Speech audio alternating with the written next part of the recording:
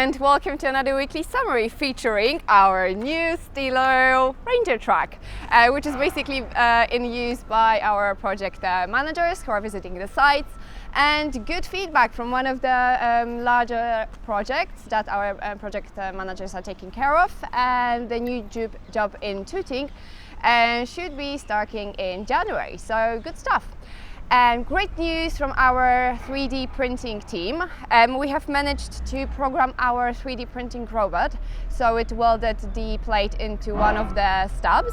Welds are looking great, so now we'll be seeing how we can test the welds further and how we can basically certify the whole 3D printing process. Another success for Mr. Beam as well. We had the first order coming from our fabrication partner in East London and in Kent, A1M Steel. Looking forward to see more orders coming from other fabrication partners. A reminder about our theme, the bin is your friend.